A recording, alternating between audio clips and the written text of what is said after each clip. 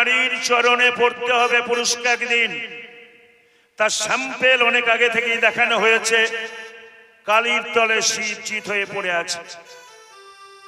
মায়ের মুখের সুধা এমনি আর কত খাবে, চিত হয়ে পড়ে উপরের দিকে তাকিয়ে আছে চাতক পাখির মতো। ভেবে দেখো। অতএব সময় থাকতে নারীকে ভালোবাসো। তোমার গোবিন্দ একদিন রাধার চরণ মাথায় করেছিল, মনে পড়ছে না? স্মর গরল খণ্ডনম মম শিরসি মণ্ডনম দেহি পদ পল্লবম মোদারম হে রাধে। আমার মনের গরল তুমি দূর করে দাও রাধে, তোমার শান্তির চরণ দুটি আমার মাথায় রাখো। সেই রাধার চরণে খণ্ডিতা গানে দাসখত লিখে দিয়ে উদ্ধার পেয়েছ। আবার আবার বড় বড় কথা বলছো, বড় বড় কথা বলছো, আবার বড় বড় কথা বলছো, আবার বড় বড় কথা বলছো। ওরে লোক সমাজে শোনাইতেছ, বড় বড় কথা বলছো, লোক সমাজে শোনাইছ। শোনো, বুদ্ধিমান পুত্র বিদেশেতে থাকলে ওরে দুর্গা পুজোর দশমীর দিন বাড়ি এলে এক হাড়ি মিষ্টি নিয়ে গো। ওরে ছেলে এলো বাড়ি, ওরে মা বাবাকে প্রণাম করবে এসে তাড়াতাড়ি। যুগলেতে পিতা মাতা দাঁড়াইয়ে রহিল। যদি বুদ্ধিমানে ছেলের বাবা জ্ঞান থাকে ভালো, তাকে আগে প্রণাম করবে। আপনারা তো করেন, আমরাও করি। কাকে আগে করবেন, বাবাকে না মাকে? মাকে আগে, মাকে প্রণাম করবে বুদ্ধিমান পুত্র, তারপরে বাবাকে। কারণ মা হচ্ছে মহাগুরু, বাবা হচ্ছে ইষ্ট স্বরূপ। গুরু পূজা না করলে ইষ্ট পূজা হবে না, ইষ্ট পূজা হবে না, ওরে ইষ্ট পূজা হবে না, ইষ্ট পূজা হবে না। তোমার ভাবে ধারাতে যাবে জানা, ইষ্ট পূজা হবে না, ভাবে ধারাতে যাবে জানা।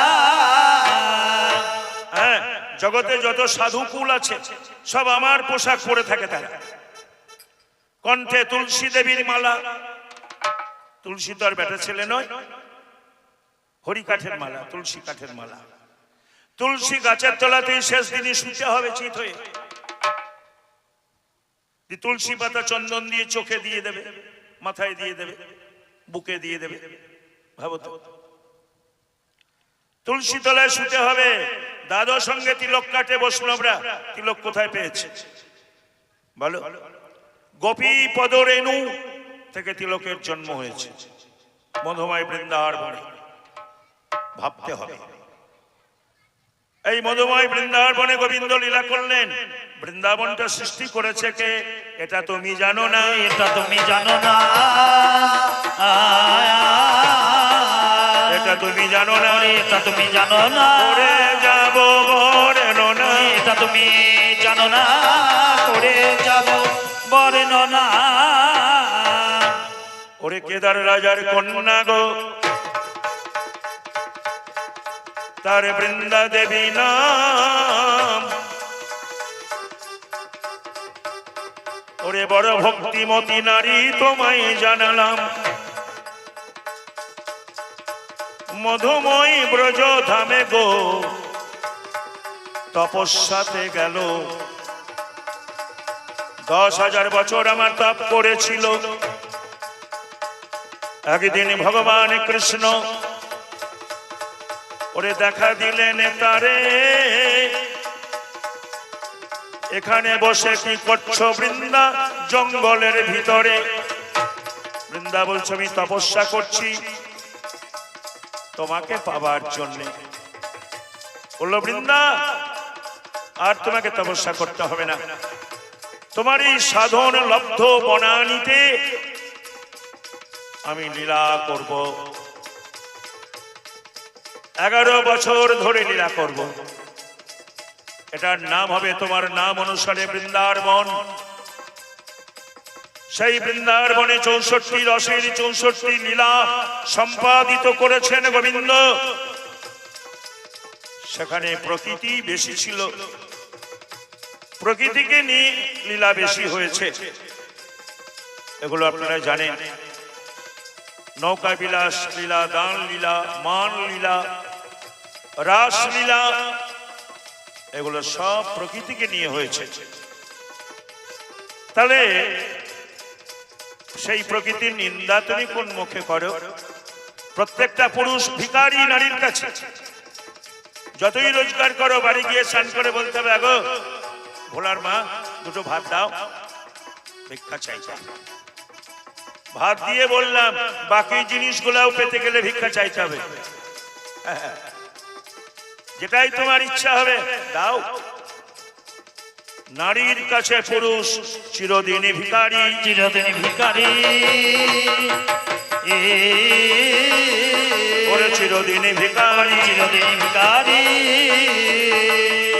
আমি তোমার কাছে প্রকাশ করি, চিরদিন ভিখারি, তোমার কাছে প্রকাশ করি।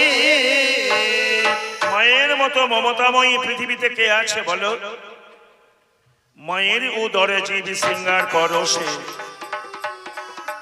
ঋতুর সংযোগে জন্ম জনক রসে, পঞ্চরাত্রি গতে হয় বোধ প্রমাণ, পক্ষান্তরে হয় জীবী বাদরি সমান, মাসে কয়ন্তরে হয় অঙ্গুষ্ঠ প্রমাণ, হস্তপদ নাই মাংস পিণ্ডের সমান, দ্বিতীয় মাসেতে হয় মস্তকের উৎপত্তি, তৃতীয় মাসেতে জীবের হস্তপদাকৃতি, চতুর্থ মাসেতে কেশ লোমের জনম,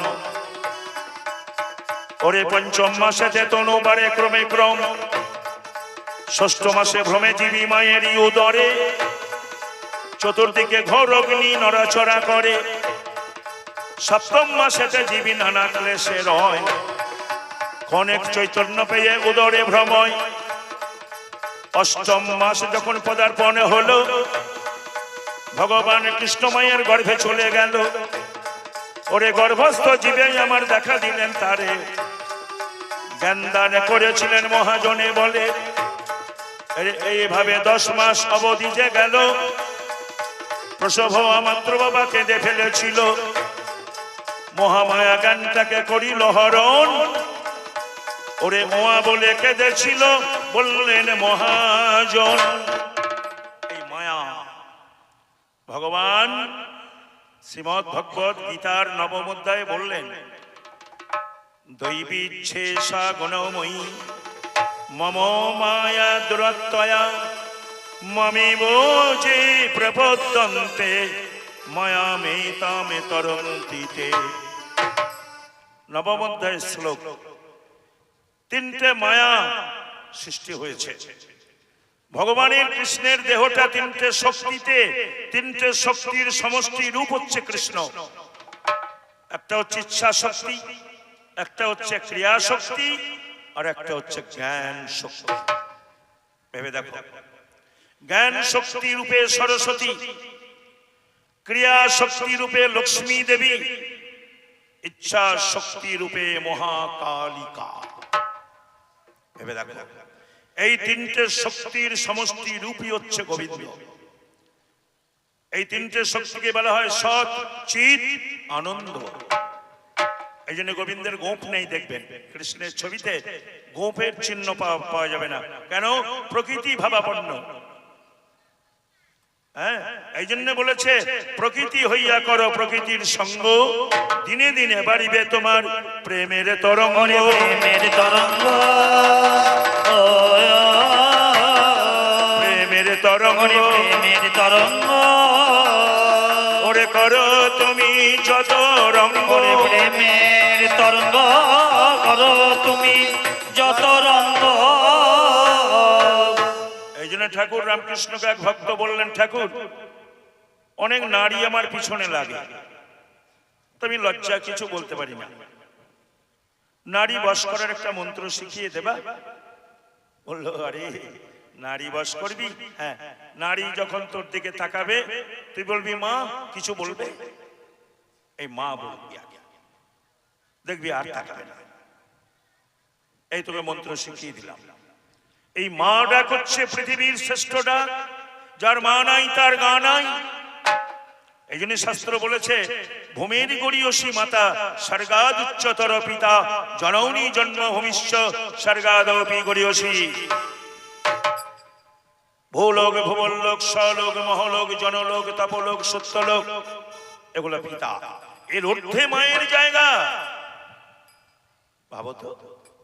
আর সেই মা ধর্ষিতা হচ্ছে কামক পুরুষদের দ্বারা।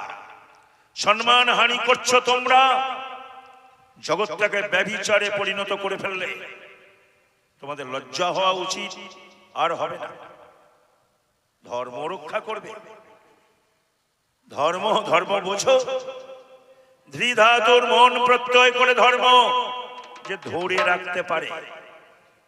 ধর্ম নষ্ট হয় না।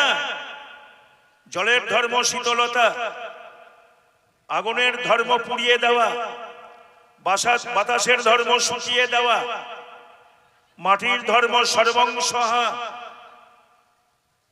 ভেবে দেখো, আকাশের ধর্ম নিশ্চল। এ ধর্ম তুমি নষ্ট করতে পারবে না, এ প্রকৃতির ধর্ম। আর এই দেহগুলো নিয়ে বসে আছেন, এটা কার দেহ? ভগবান এই দেহটা দান করেছেন। এই দেহটা আছে বলে এই খাঁচাটা আছে বলে পাখি রূপে গোবিন্দ আছেন, না হলে তার থাকার জায়গা ছিল না, থাকার জায়গা ছিল না। তাই তিনি বলেছেন, আত্মমায়াতে আমি জগতে প্রকটিত হই। জগতে প্রকটিত হতে গেলে ভগবানকে নিজের মায়ার গর্ভে জন্মগ্রহণ করতে হয়। তাহলে এত তোমার নিন্দা কিসে? ভেবে দেখো, যাবে না। তাই বললেন, সাধন করনা চাহিয়ে মনোয়া, ভজন করনা চাহিয়ে, প্রেম লাগানা চাহিয়ে মনোয়া, প্রীতি লাগানা চাহিয়ে। আর সাধন করে না চাইয়ে মনোয়া, ভজন করে না চাইয়ে, প্রেম লাগানা চাইয়ে মনোয়া, প্রীতি লাগানা চাইয়ে। সাধন করনা চাহিয়ে মনোয়া, ভজন করনা চাহিয়ে, প্রেম লাগানা চাহিয়ে মনোয়া, প্রীতি লাগানা চাহিয়ে। আর সাধন করে না চাইয়ে মনোয়া, ভজন করে না চাইয়ে, প্রেম লাগানা চাইয়ে মনোয়া, প্রীতি লাগানা চাইয়ে। तुलसे पिकने हरी मिलता, हम पिकने झाड़, पाथर पूजने हरी मिलता, हम पूजे पहाड़। আর ভজন করে না চাইয়ে মনোয়া, ভজন করে না চাইয়ে, প্রেম লাগানা চাইয়ে মনোয়া, প্রীতি লাগানা চাইয়ে। निति नन से हरी मिलता, नित नहन से हरी मिलता, जल जंतु होई, फल मूल का हरी मिलता, बादुर बादुर आई। আর সাধন করে না চাইয়ে মনোয়া, ভজন করে না চাইয়ে, প্রেম লাগানা চাইয়ে মনোয়া, প্রীতি লাগানা চাইয়ে। আর তিরন भोकने हरी मिलता, तिरन भोकने हरी मिलता, बहुत मुर्गी औजा, बहुत चोर के हरी मिलता, बहुत मिलत खोजा। আর সাধন করে না চাইয়ে মনোয়া, ভজন করে না চাইয়ে, প্রেম লাগানা চাইয়ে মনোয়া, প্রীতি লাগানা চাইয়ে। दूध पिकने हरी मिलता, बहुत बत्सबाला, मेरा कहे बिना प्रेम से ना मेले नंदो लाला। আর সাধন করে না চাইয়ে মনোয়া, ভজন করে না চাইয়ে, প্রেম লাগানা চাইয়ে মনোয়া, প্রীতি লাগানা চাইয়ে। अरे বাদ দিয়ে কেউ হরি পেলে হিজড়ে গুলো পেত, তাদের তো বউ নেই। আর দুধের ভোগ লাগিয়ে ভগবানকে পেলে আগে বাছুর গুলো পেত, আর বাছুর গুলো পেলে আর মায়ের বাঁট টানতো না। তাহলে হবে না, প্রেম লাগাতে হবে। প্রেম কোথায় থেকে আসে? কি বলছে শুনুন। বসেন বসেন, ধরা পড়ে যাচ্ছে। এই দু কাপ মাল খেয়ে এসে ধরা পড়ে গেল। বসেন।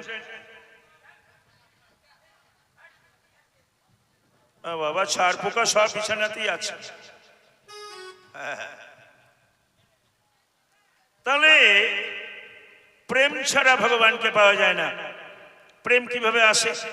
সাধন রতি হইতে হয় 6 রতির উদয়। রতি গাঢ় হইলে তারে প্রেম নাম কয়। প্রেম বৃদ্ধি ক্রমে নাম স্নেহ মান প্রণয়। রাগ অনুরাগ ভাবে মহাভাবে হয়। মহাভাব স্বরূপা শ্রী রাধা ঠাকুরানী। সর্বগুণ খনি কৃষ্ণ কান্তা শিরোমণি। তাহলে প্রেম কার? পুরুষের না, রাধা রানীর সন্তান প্রেম। এই প্রেমে কখনো শান্ত ভাব, কখনো দাস্য প্রেম, কখনো সখ্য প্রেম, কখনো বাৎসল্য প্রেম, কখনো কান্তা প্রেম বা মধুর প্রেম। ভেবে দেখো, শান্তের গুণ হচ্ছে কৃষ্ণ নিষ্ঠা, দাস্যের গুণ কৃষ্ণ নিষ্ঠা কৃষ্ণ সেবা, সখ্যের গুণ কৃষ্ণ নিষ্ঠা কৃষ্ণ সেবা অসংকোচ, বাৎসল্যের গুণ কৃষ্ণ নিষ্ঠা কৃষ্ণ সেবা অসংকোচ, লালন পালনে আধিক্যতা। আর মধুর প্রেমের গুণ কৃষ্ণ নিষ্ঠা কৃষ্ণ সেবা অসংকোচ, লালন পালনে আধিক্যতা। আর আর নিজের অঙ্গ দিয়ে সেবা, নিজের অঙ্গ দিয়ে সেবা, আর নিজের অঙ্গ দিয়ে সেবা, নিজের অঙ্গ দিয়ে সেবা। ওরে ব্রজগোপী ছাড়া জানে কেবা, নিজের অঙ্গ দিয়ে সেবা, ব্রজগোপী ছাড়া জানে কেবা। ভেবে দেখো, তাহলে এই প্রেমের ভাণ্ডটা নারীর থেকে সৃষ্টি হয়েছে। সেই প্রেমের দ্বারা ভক্ত তৈরি হয়েছে জগতের বুকে, বৈষ্ণব জগতে। নাহলে প্রেম বলে কোনো জিনিস জগতে মানুষ জানতে পারত না। সেই প্রেম অন্তর অন্তর কন্দরের প্রেম আর বহির দেশের প্রেম। বহির দেশে প্রেম হচ্ছে সকাম প্রেম, অন্তরে প্রেমটা হচ্ছে নিষ্কাম প্রেম। যে প্রেমটা ভগবানের জন্যে নিষ্কাম প্রেম, যে প্রেমটা আমার দেহর জন্যে সেটা সকাম প্রেম। সকাম প্রেমে জগৎ সৃষ্টি হচ্ছে, মায়ার সংসারে বন্ধন দশায় আমরা আবদ্ধ আছি, তাই জগৎটা চলছে। এটা সকাম প্রেম। সবাই যদি বর্গী হয়ে বৃন্দাবনে চলে যেত, সংসার জগৎটা করতো কে? বলো। এই জন্য বললেন, এ সংসার মজার কুটি, আমরা খাই দায় আর মজা লুটি। জনক রাজা মহাতেজা, তার বা কিসের ছিল ত্রুটি? সে এদিক ওদিক দুই দিক রেখে খেয়েছিল দুধের বাটি। এ ঘরে দুধের বাটি রয়েছে, দুধের বাটি রয়েছে, ওরে দুধের বাটি রয়েছে, দুধের বাটি রয়েছে। আমি বলে জানাই সবার কাছে, দুধের বাটি রয়েছে বলে জানাই সবার কাছে। যে মহাজন গুলো নাম করলে, স্বয়ম্ভ নারদ শম্ভু কুমার কপিল মনু প্রহ্লাদ জনক ভীষ্ম বলির বয়াস কি বয়ম, বললে না? ভাগবতের 11 স্কন্ধের শ্লোক। এরা জন্মগ্রহণ করেছে কার গর্ভে? ব্রহ্মা কার ছেলে? আমার মহামায়ার ছেলে। বিষ্ণু কার ছেলে? মহামায়ার ছেলে। শিব কার ছেলে? মহামায়ার ছেলে। মায়ের রক্ত থেকে এদের জন্ম হয়েছে। মায়ের 3টে গুণ, সত্য রজ তম সম্মা বস্তামি যশ প্রকৃতি গুণময়ী। প্রত্যেকটা প্রকৃতির 3টে গুণ আছে, পৃথিবীরও 3টে গুণ। কি গুণ? সত্য, রজ আর তম। সত্য গুণে বিষ্ণু, রজগুণে ব্রহ্মা, তমগুণে মহাদেব। এরা মায়ের ছেলে, মায়ের ছেলে, মায়ের ছেলে মায়ের ছেলে গেলামে আমি তোমায় বলে মায়ের ছেলে গেলাম আমি তোমায় বলে হ্যাঁ, এরা মায়ের গর্ভে জন্মগ্রহণ করেছে। কি হলো গো?